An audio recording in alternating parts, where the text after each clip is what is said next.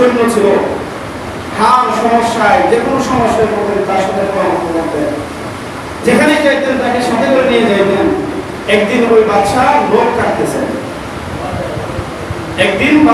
কাটতেছেন, হঠাৎ করে তার মুখের একটু চামড়া, নরম জায়গা থেকে কিন্তু রক্ত বেশি বের হয়, নখের নিচে একটু চামড়া কেটে যায়, কেটে যাওয়ার সাথে সাথে প্রচুর রক্তপাত হয়। যখন বাদশা বললো, ও সৈন্য দেখো আমার পা কেটে গেছে, একটু কাপড় বেঁধে দাও, তখন ওই সৈন্য বলতেছে, বাদশা আল্লাহ যা করে আসলে মঙ্গলের জন্য করে, আল্লাহ যা করে কিসের জন্য করে? মঙ্গলের জন্য করে। বাদশা খেপে গেলেন, হ্যাঁ আমি এত মহব্বত করে আমার ঘরে খায়, আমার বেতন নেয়, আমার সবকিছু, তারপরে সে আমাকে বলতেছে আল্লাহ যা করে ভালো জন্য করে, বুঝলাম না। বাদশা খেপে গেলেন, সে এখন আমার বিরুদ্ধে চলে গেছে, সাথে সাথে জেলে ঢুকায় দিলেন। ওই সৈন্যকে কোথায় একটু শেষ সাথে বুঝবেন, অনেক বুঝবেন, আপনি ভালো শুনেন। ওই সৈন্যকে জেলে যখন ঢুকাবে, হ্যান্ডক্যাপ পরায় যখন তাকে জেলের ভিতরে ঢুকাবে, তখন বলতেছে আল্লাহ যা করে ভালো জন্য করে। সুবহানাল্লাহ, সুবহানাল্লাহ এই জন্য বলেছে, পরে বুঝবেন কেন সুবহানাল্লাহ বলছে। ওই সৈন্য জেলখানায় ঢুকেও বলে কি আল্লাহ যা করে ভালো জন্য করে। এক দুদিন পরে বাদশা বেনবিসুল্লাহ পানিয়া গেলেন, বের হলেন সফরে। কিন্তু অন্য সময় সফরে গেলে ওই সৈন্য তার সাথে থাকবে।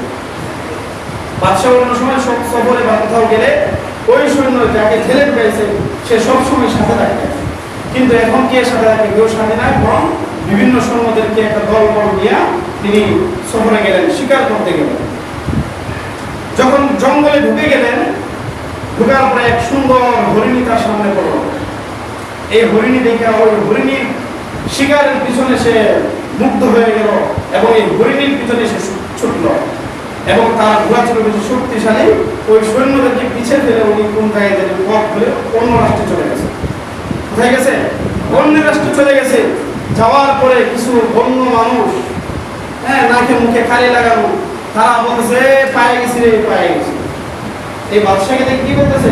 তারা তো জানে না এটা বাদশা, বলে যে পায়ে গেছি, পেয়ে গেছি রে, পেয়ে গেছি। তখন বাদশা মনে মনে কি পায়ে গেছে, আমার দিকে কেন পায়ে গেছে?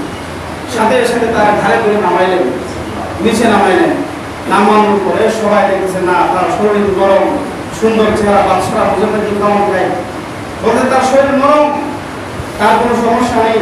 কিন্তু যারা পাইছে ওই যে বন্য মানুষ, তাদের ধর্মের মধ্যে একটা নিয়ম আছে, তারা প্রতি বছর এমন একটা মানুষকে বলি দেয়, এমন একটা মানুষকে কুরবানি দেয় যে মানুষের শরীরের মধ্যে কোনো স্পট নাই। যখন বাদশাকে নিচে নামাইলেন, নামানোর পরে তাকে বলি দেওয়ার জন্য জল্লাদ ডাকাইলেন। তখন বলছে, একজন বলছে না, তাকে একটু দেখে না, তার শরীরে স্পট থাকতে পারে, যদি থাকে তাহলে আমাদের বলি দেওয়া হবে না, আমাদের কুরবানি দেওয়া হবে না, তাদের ধর্মের আইন না। হঠাৎ করে একজন দেখে যে তার পায়ের মধ্যে ওই যে মুখ কাটছে একটু কাটা, বেন্ডিজ করা, দেখে বলছে রে হবে না রে, হবে না। কি কয়? প্রথম পেয়ে বলছিল পেয়ে গেছি রে, পেয়ে গেছি, এখন বলে হবে না রে। তখন বাদশা কয় কি, আমার প্রথম দেখে বলছে পেয়ে গেছি রে, পেয়ে গেছি, এখন তো হবে না রে, হবে না, কারণ? তখন সে জিজ্ঞেস করলো যে কারণ কি? কারণ হইলো আমাদের ধর্মে এমন একজন মানুষকে বলি দেই, সে যেই হোক, এমন আমাদের গায়ে স্পট আছে, কিন্তু আমরাও বলে হইতে পারতাম, কিন্তু আমরা এমন একটা মানুষকে বলি দেই যার গায়ে কোনো স্পট নাই, কিন্তু আপনাকে দেখে সরল মনে হচ্ছিল, তো এজন্য আমরা বলে দিতে চাইছিলাম, আপনার পায়ে বিন্ডিজ থাকার কারণে আপনাকে বলে দেওয়া হবে। বাদশাহ সাথে সাথে সাজদায় পড়ে গেলেন, সাজদায় পড়ে কান্না হাওমাও করে কান্না আরম্ভ করে দিলেন। আসলেই তো আল্লাহ যা করে ভালোর জন্য করে। তো আমার সৈন্য তো বলেছিল আল্লাহ যা করে ভালোর জন্য করে। আমার পা যদি আজকে না কাটা হতো তাহলে আমার আজকে কল্লা কাটা হতো। আমার পা থেকে যদি আজকে রক্ত বের না হতো তাহলে আমার রক্তে পুরো শরীর বঞ্চিত হতো, আমি ইন্তেকাল করে ফেললাম। সাথে সাথে তার দেমাগ দিল, আমার সৈন্য তো ভালো কথা বলেছে, আল্লাহ যা করে ভালোর জন্য করে। তো সে আমার কাটা থেকে আল্লাহ ভালো যা ভাবে ভালোর জন্য করে এটা বলছে, কিন্তু সে ঝেলে যাওয়ার সময় বলছে আল্লাহ যা করে ভালোর জন্য করে। এটা কেন বলবো? তাকে আগে গিয়েই তা জিজ্ঞেস করো। তখন বাদশাহ ছুটলেন তার রাজ্যের দিকে, গেলেন, গিয়ে সৈন্যকে আগে বের করলেন।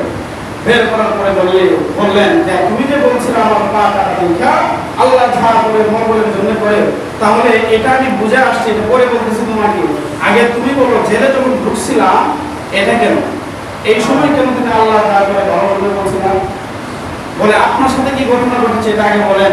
তখন বিস্তারিত ঘটনা বললেন ওই সৈন্যকে বলার পরে, সৈন্য ছিল আল্লাহ বলি, ওই সৈন্যকে বলার পরে সৈন্য বলতেছে বাদশাহ আপনার গায়ে তো কাটা আছে, আর আমি আপনার সৈন্য, আপনার সাথে আমি সবসময় থাকতাম, আপনার সাথে যেতাম, যেখানে যেতেন আপনার সাথে যেতাম, বাদশাহ আপনি যে ওইখানে গেছিলেন আপনার গায়ে তো কাটা আছে, বাদশাহ আমি সৈন্য আমার গায়ে তো কাটা নাই, তো আপনাকে তারা কোরবানি বলি না দিল আমাকে বলি দিল, এজন্য আমি বলছি আল্লাহ দয়া করে মঙ্গলের জন্য করে, আমি জেলে গেছি এটাও আমার মঙ্গল, এজন্য আমি আপনার সাথে যদি যাইতাম তাহলে আমাকেও তারা বলে দিত।